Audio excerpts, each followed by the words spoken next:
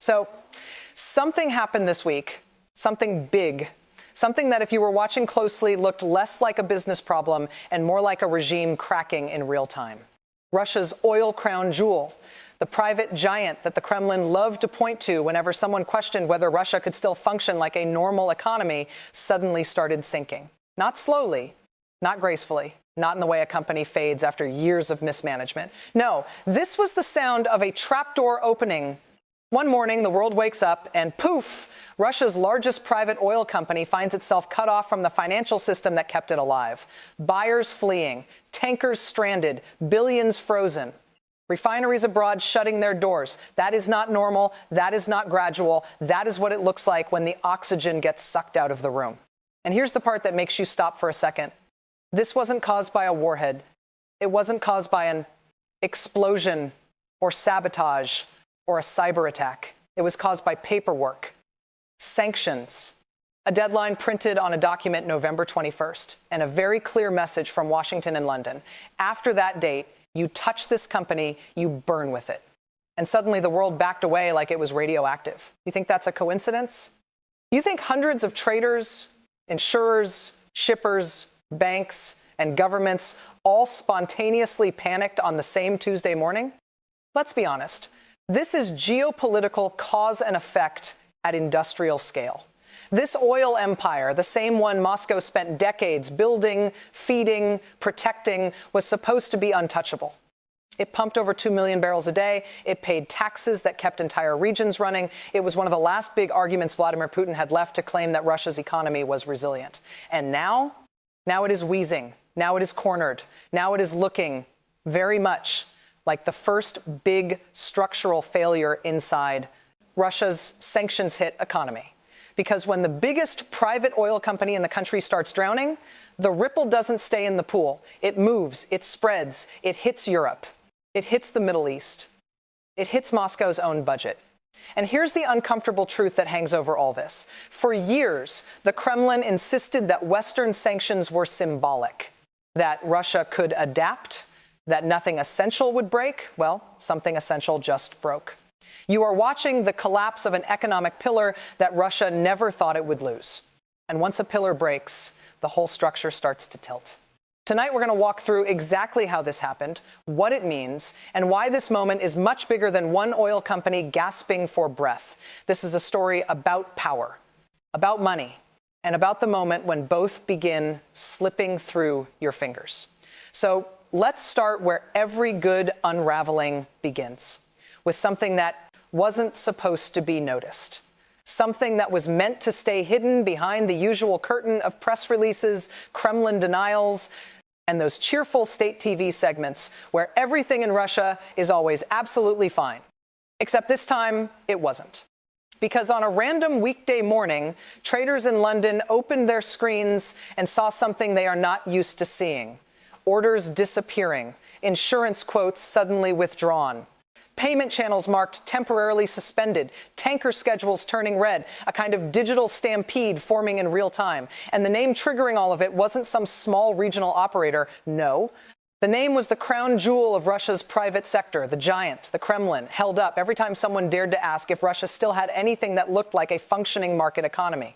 Russia's biggest private oil company, the company that for years acted like the Kremlin's shiny trophy of capitalism, was being abandoned like a sinking ship. Now, pause for a second, because this is where the story gets strange. Oil companies do not collapse quietly. They don't just lose buyers overnight. They don't wake up to find that no one wants to touch their crude, their tankers, their contracts, their refinery shipments. Not unless something very big has shifted. And something had shifted. A new round of sanctions, sharper, colder, built with surgical precision, had gone into effect. Not the symbolic ones, not the ones with loopholes you could drive a tanker through. These were the kind of sanctions that give you a deadline and then slam the door shut so fast that even companies in Asia and the Middle East feel the wind on their faces. By November 21st, the message said every single Western-linked trader, shipper, insurer, and banker must cut ties with this company, or they risk being blacklisted from the U.S. financial system. Not discouraged, not warned, not advised, blacklisted, out, Gone. And when the global financial system hears those words, it doesn't argue, it runs. The most fascinating part? It wasn't the West that delivered the fatal blow. It was the reaction abroad across Iraq, the UAE, India, even Turkey countries that on paper don't always align themselves with Washington. But they understand risk. And the risk here suddenly had a countdown clock attached to it. So within hours, major buyers canceled orders. Some of them before the sanction deadline, just to get ahead of the panic. Insurance firms refused to cover tankers carrying Russian crude from this company. Banks halted payments mid-transaction. Brokers wouldn't open new contracts. Even countries that normally dance on the geopolitical fence took 2 giant steps back and said, nope, not touching that. This was not a business problem. This was a financial quarantine. And it hit Moscow like a shockwave. Because for years, the Kremlin built a simple narrative. Yes, the West sanctions us. Yes, they freeze assets. But our oil is untouchable. Our oil is our weapon, our income, our bargaining chip. Well, not anymore. The company at the center of this collapse, the one that once pumped more than 2 million barrels of oil and gas per day, suddenly found itself more isolated than a rogue state. Payments frozen, shipments canceled, contracts dead. The arteries that once pumped billions of dollars into Moscow's budget now clogged shut. Let's be honest, the Kremlin didn't see this coming. Or maybe they saw it and hoped no one else would. Because the mythology around Russia's oil industry is ancient. It's practically sacred. The idea that Russia's private sector, not the state-run dinosaurs, but the polished, publicly traded, Western-friendly firms, could be hit this hard, that was unthinkable. That was the one part of the economy they were sure the world still needed too much to ever fully cut off. But the world just cut it off. And there's a phrase economists use, systemic risk. Meaning, when one major player falls, the rest of the system trembles. And when the largest private oil company in Russia loses access to its global markets overnight, that is not a tremor. That is the floor shifting.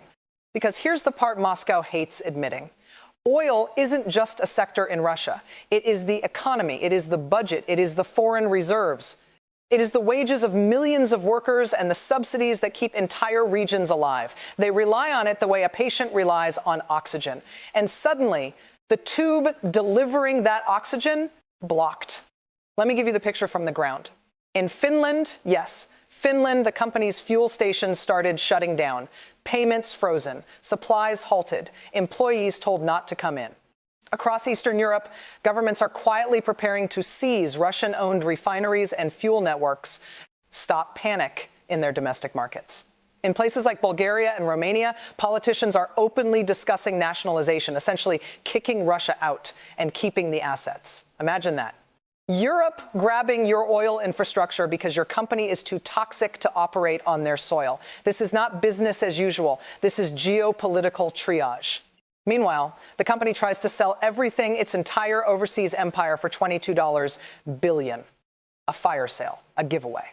But even if someone wanted to pay, Western laws won't allow that money to reach a sanctioned Russian firm. So the whole thing becomes theater assets trading hands without the seller ever touching the cash. And in Moscow, the panic is quieter, hidden, contained. But you can feel it. Because this company wasn't some symbolic trophy, it was a financial engine, a massive taxpayer, a source of hard currency, a stabilizer in an economy already bruised by war costs, labor shortages, inflation, fleeing investors. Take that engine out, and suddenly the whole aircraft starts losing altitude. And yes, Russia still sells oil to India, China, the Gulf, but even those partners are stepping back, calculating the risk of falling under secondary sanctions.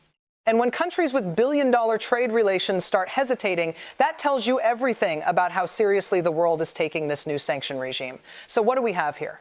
We have the biggest private oil company in Russia collapsing inward like a dying star. We have its international presence shredded. We have billions frozen. We have refineries abroad shutting down. We have workers losing jobs. We have entire governments preparing to confiscate Russian assets. We have tankers stranded. We have Moscow losing one of its last credible economic success stories. And most importantly, we have a Kremlin that suddenly realizes it is not in control of the consequences anymore. This is not the hit Russia feared. This is the hit Russia didn't think was possible. And that's why this story matters. Because this isn't just about oil or sanctions or frozen payments. It's about power, real power, dissolving in public. Tonight, we're going to break down exactly how this happened, who pushed which domino, and what this means for a regime that built its survival on the belief that the world could never afford to choke its oil sector.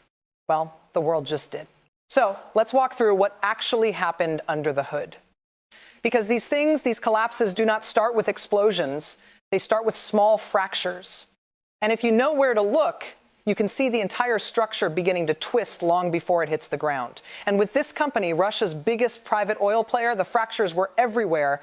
You had traders whispering that payments weren't clearing on time. You had ship captains calling to ask why their insurers suddenly pulled coverage.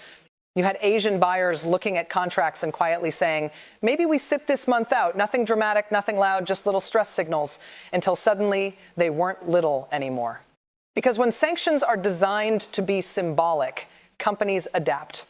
Russia had 2 years of practice doing that. They rerouted tankers. They reflagged ships. They used shell companies in Dubai and Hong Kong. They built shadow fleets, shadow insurers, shadow banks.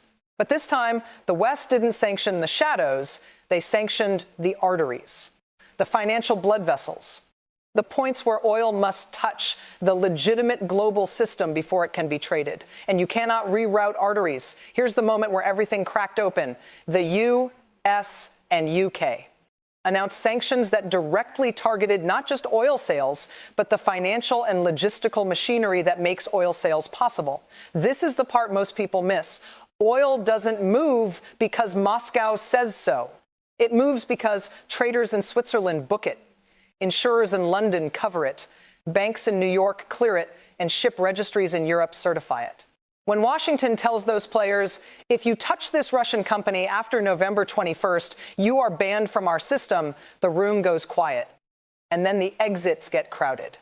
Buyers who had been comfortable taking discounted Russian crude suddenly pulled out. Some canceled shipments more than a week before the deadline, just to avoid bad luck. Iraq's national oil marketing company, they didn't even wait for the clock to run out. They canceled 3 cargoes in 3 different weeks. Boom, boom, boom, gone. And this is Iraq. We're talking about a major OPEC nation that doesn't exactly jump when Washington snaps its fingers. When a country like that backs away, it tells you the risk felt radioactive. Meanwhile, inside the company, panic set in. Not the screaming kind, the corporate kind. Meetings upon meetings. Executives staring at payment dashboards that used to blink green and now flashed yellow, then red. Lawyers drafting emergency letters to regulators. Traders calling every contact they ever had to ask if anyone was still willing to take a shipment. And the answer, increasingly, was no. Let's go deeper. Because oil is not sold 1 barrel at a time. It is sold through a complex web of forward contracts, hedging agreements, floating storage, pipeline, allocations, and letter of credit payments. If even one of those pieces stops moving, the whole machine jams. In this case, 3 pieces froze at once. 1, the Western insurers stopped covering tankers. No insurance, no voyage, period. Ports will not accept uninsured ships. It doesn't matter if the cargo is gold, water, or crude. If you are uninsured, you are invisible.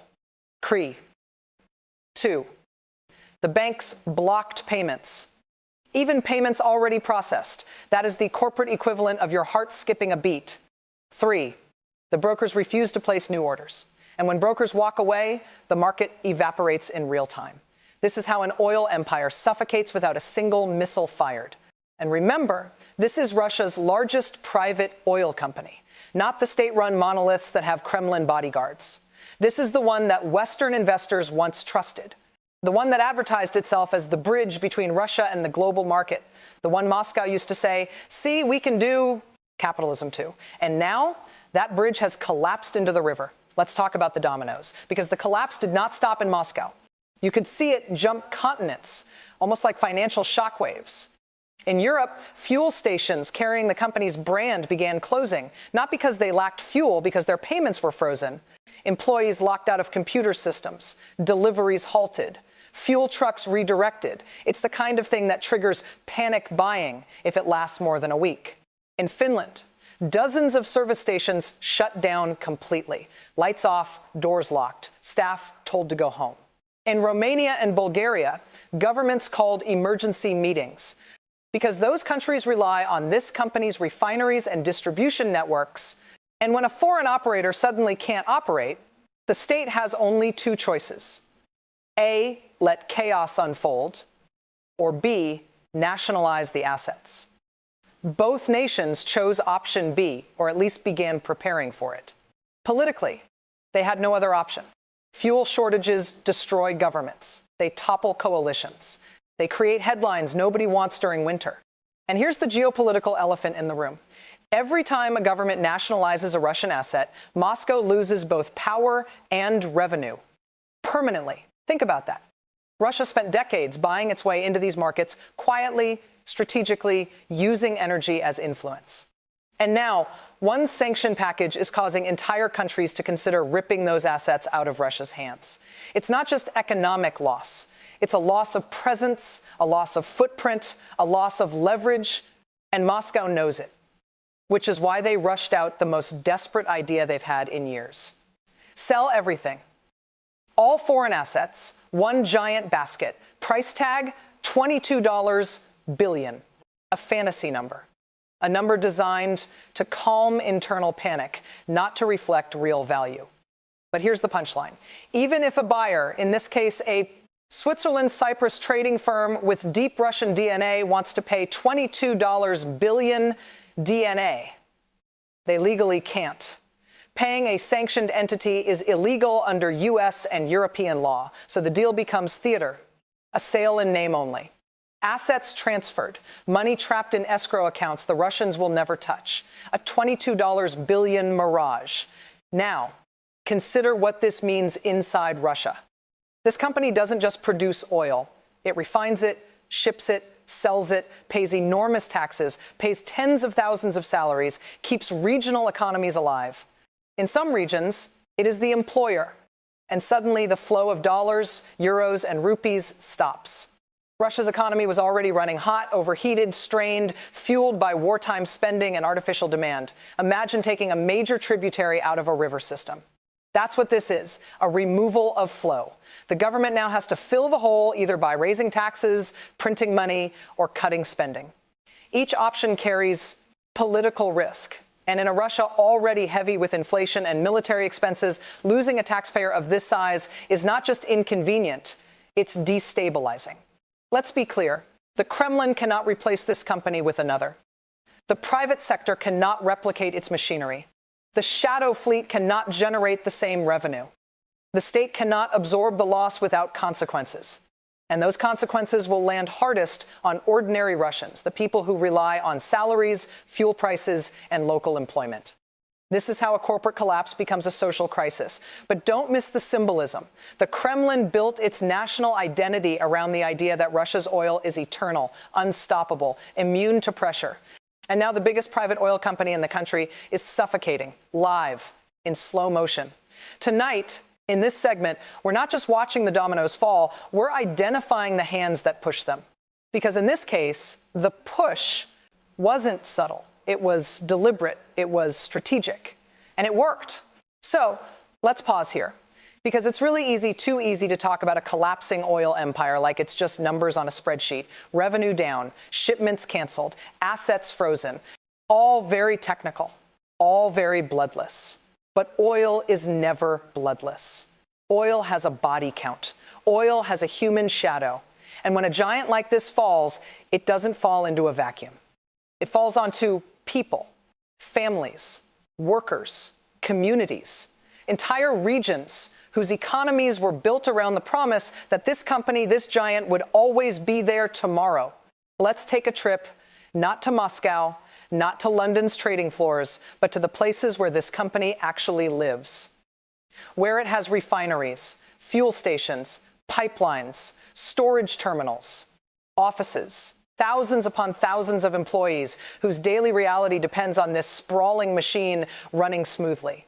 Because when the sanctions hit, when the financial arteries froze, when buyers fled and tankers stopped moving, something far quieter and far more devastating began unfolding. people started losing their jobs. In Finland, the shutdowns were immediate. Fuel stations chained shut, not because something exploded or because they ran out of gasoline, but because payments simply couldn't be processed. Imagine being an employee there. You show up for work, you scan your card, and the system tells you, access denied. Your manager can't pay you, the local office can't order fuel. And the company's headquarters, the one sitting thousands of kilometers away, can't clear a single transaction. You walk home with no paycheck, no answers, and the growing realization that your job didn't just pause, it evaporated.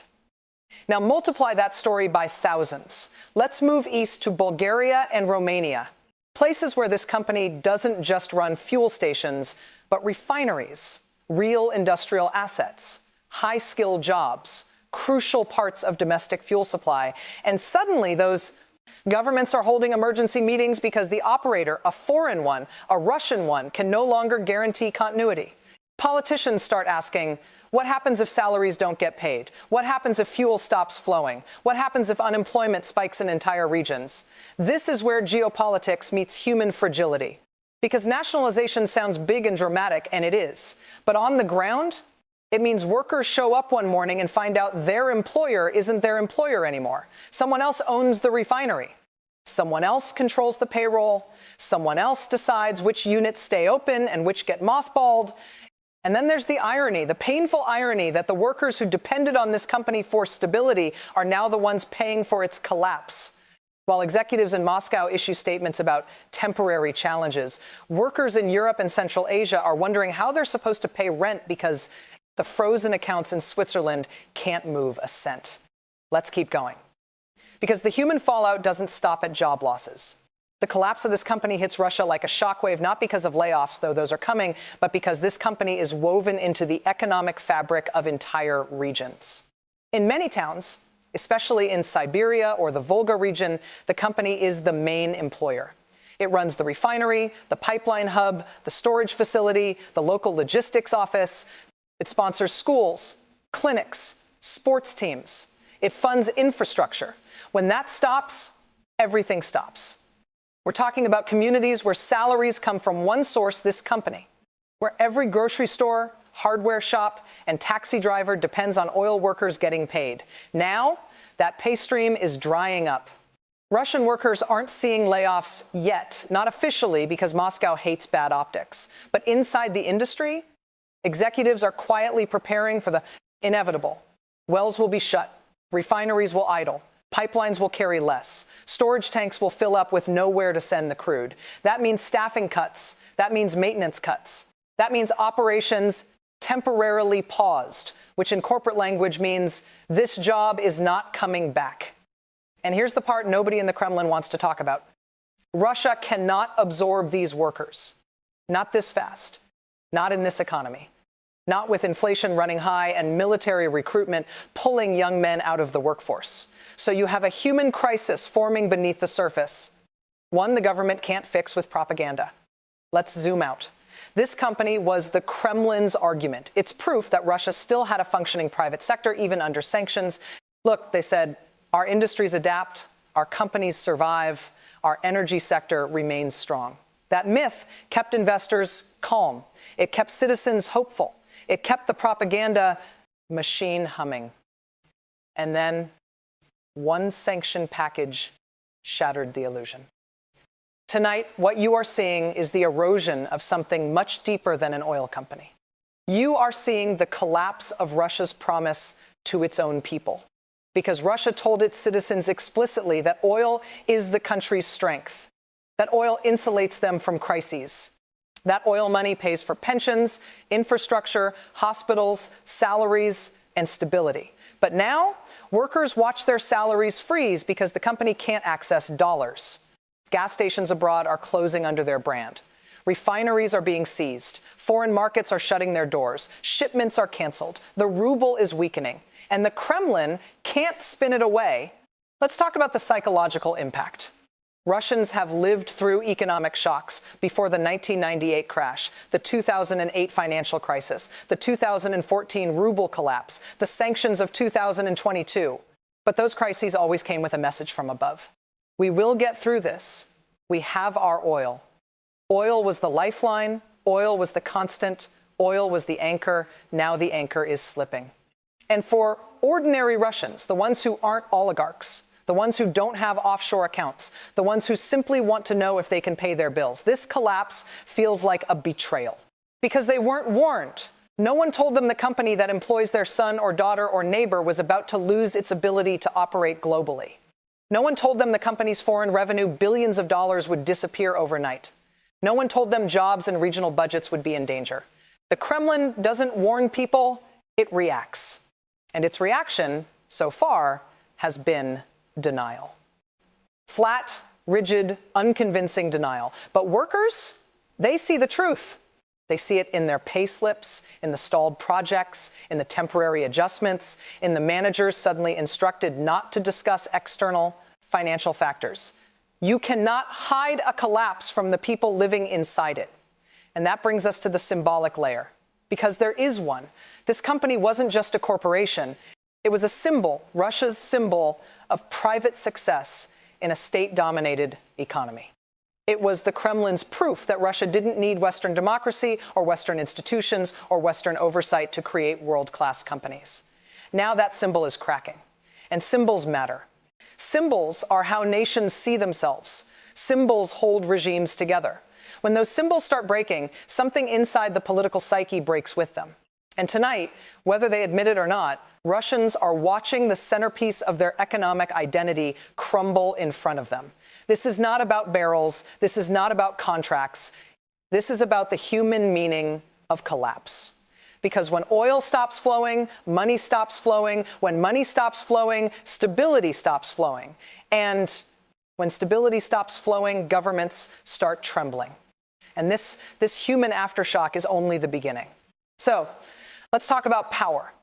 Because if you strip away the oil, the tankers, the spreadsheets, the frozen payments, what you're really left with is a regime trying very hard to pretend nothing is wrong.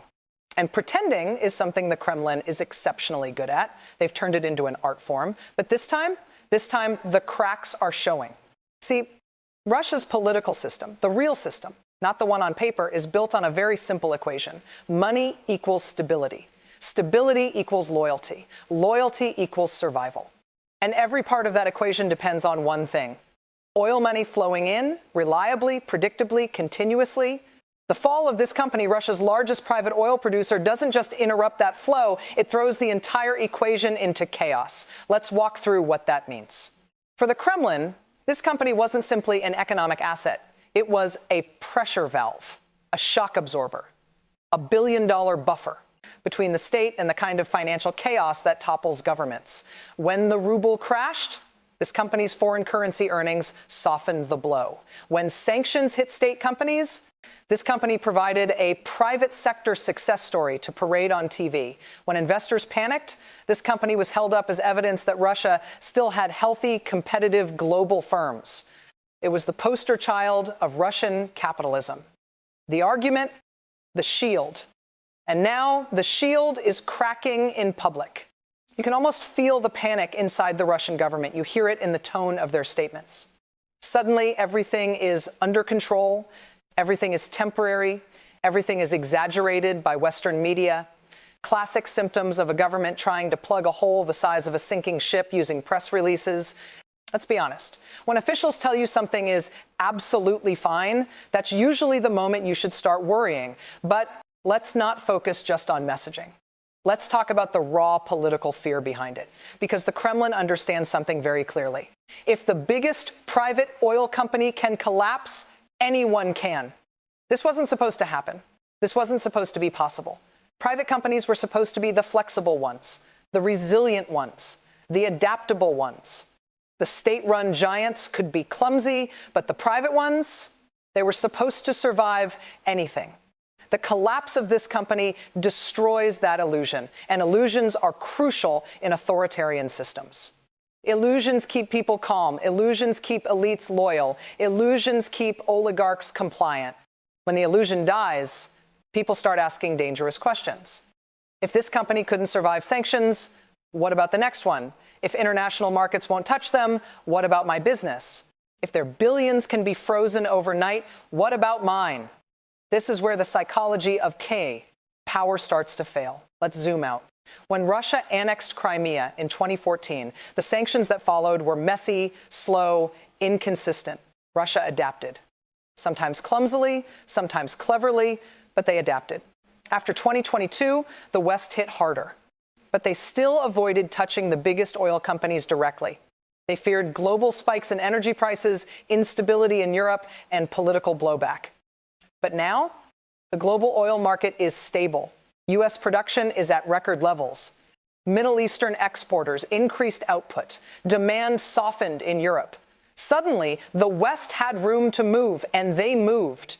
Not with symbolic gestures, not with broad restrictions that leave loopholes, but with precision strikes designed to cut directly into the Kremlin's revenue stream. These sanctions didn't target the shadows, they targeted the castle. And that's why Moscow is terrified. Because this is the first time in decades that the Kremlin's energy narrative is collapsing under its own weight. Let's talk about how Putin's system actually works, because this matters. Putin doesn't rule Russia through ideology. He rules through a pyramid of obligations. You give loyalty. You get wealth. You stay in line. You stay alive. The people at the top, the oligarchs, the executives, the regional governors, depend on the state for protection and on the oil companies for money. They don't care about politics. They care about survival, which in Russia means one thing: continual revenue. So what happens when one of the biggest revenue engines suddenly stops? What happens when tens of billions in foreign income freeze, when markets shut down overnight, when refineries abroad are about to be taken, when partners in the Middle East and Asia back away, when the company can't pay its foreign debts, when its cash flow dies? You get fear, real fear, not the televised kind, the private kind, the whispered kind. And here's where the psychology turns dark. The Kremlin knows its elites are watching this collapse. They know executives are calculating their exposure. They know governors are wondering how to fill budget holes. They know oligarchs are checking their offshore accounts every hour. And they know painfully, undeniably, that if one major corporate pillar falls, the others might follow. This is how authoritarian systems crack. Not with revolutions, not with protests, but with economic implosions that cause the elites to lose faith. And faith, not ideology, is what keeps Putinism alive. Now, here's the contradiction that makes this moment so dangerous for the Kremlin. The Kremlin needs to reassure the elites, but it can't tell them the truth. And it can't lie convincingly anymore. Because these people, the oil executives, the political insiders, the oligarchs, they understand markets. They understand what frozen accounts mean. They understand what secondary sanctions mean.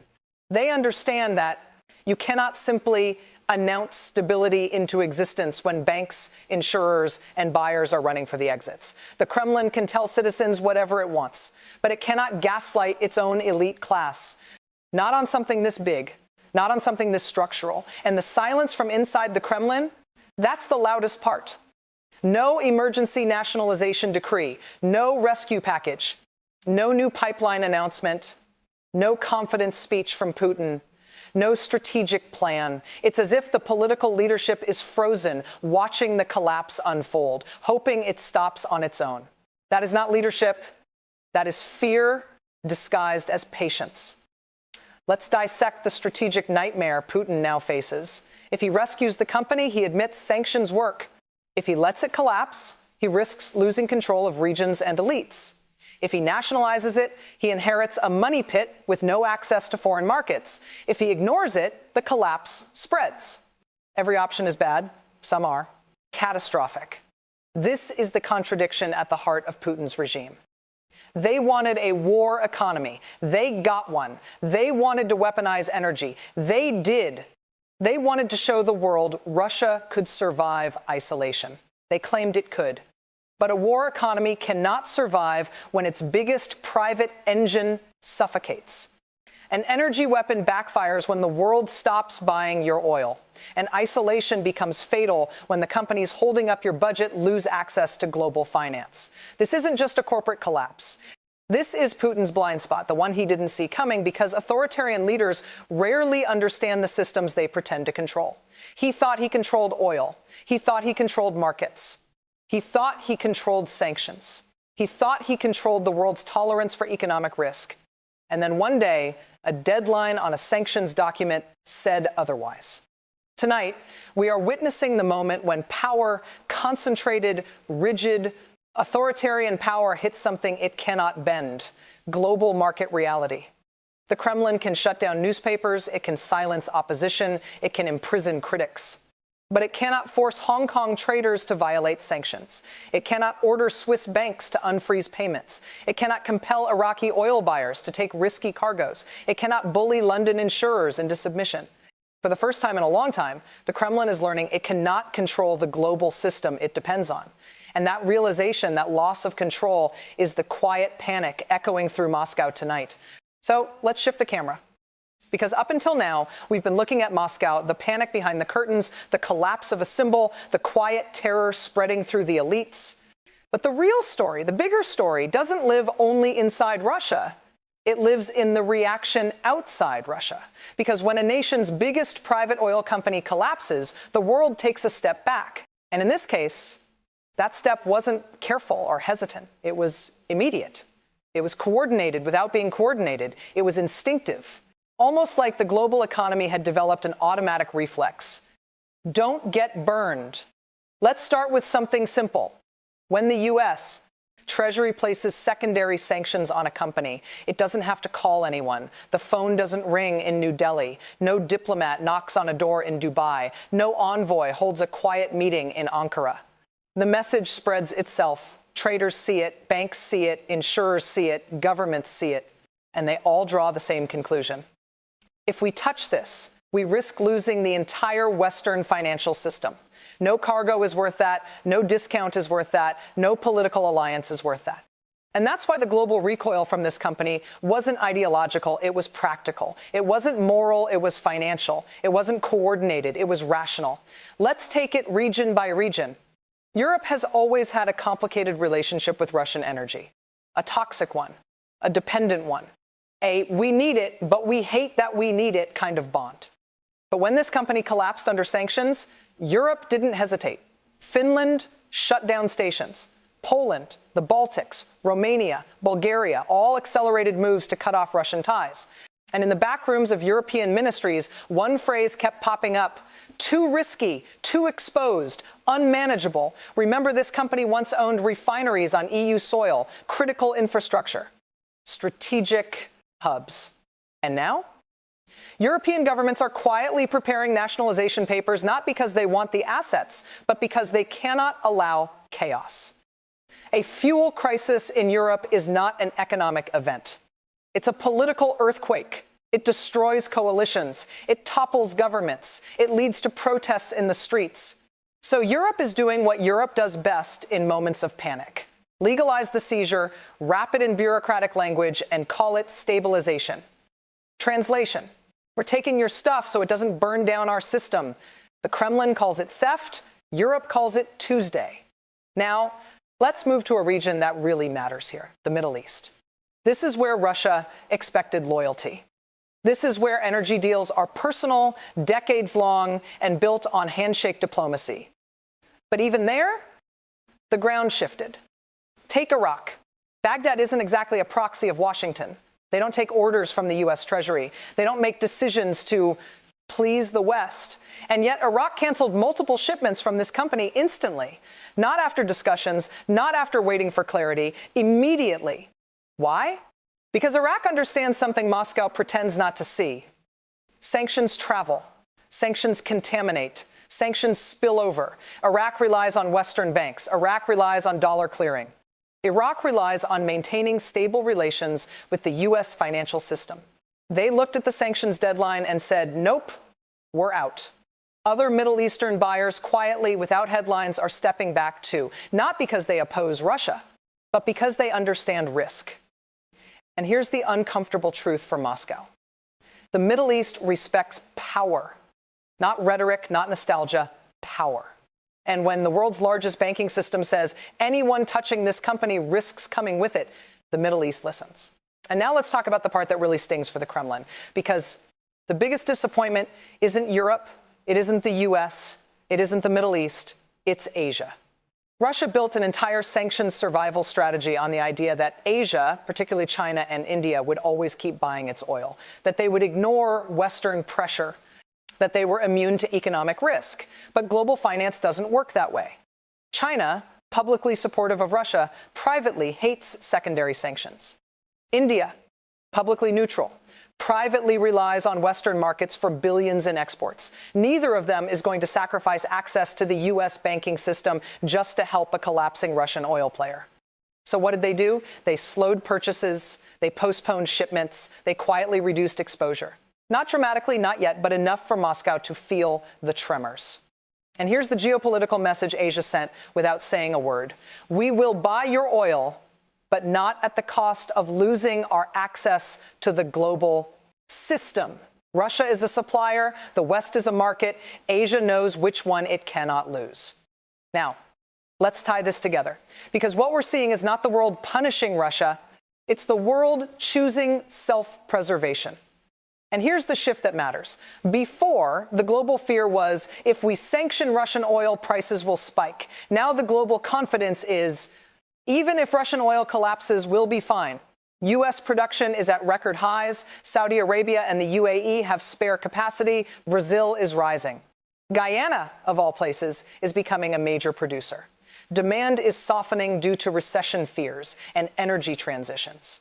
This is the first time in decades that the world feels comfortable enough to isolate a major oil player without triggering a global crisis. And Moscow hates that, because the collapse of this company proves the thing Putin never wanted the world or the Russian people to realize. Russia needs the global market more than the global market needs Russia. That was never supposed to be obvious. Now it's undeniable.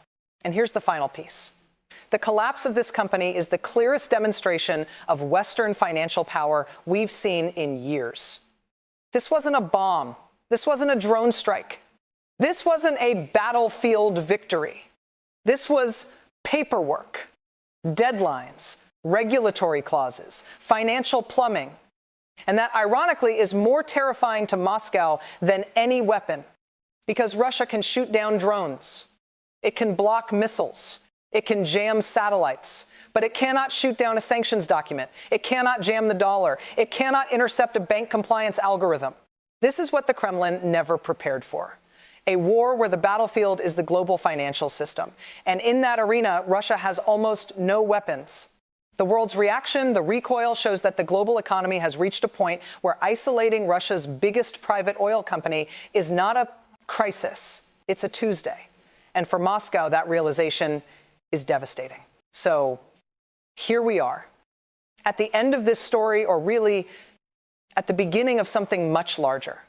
Because what's collapsing in front of us is not just a company, not just an oil giant, not just a balance sheet. What's collapsing is an illusion, one that has protected the Kremlin for years, one that has soothed its elites, reassured its citizens, intimidated its rivals.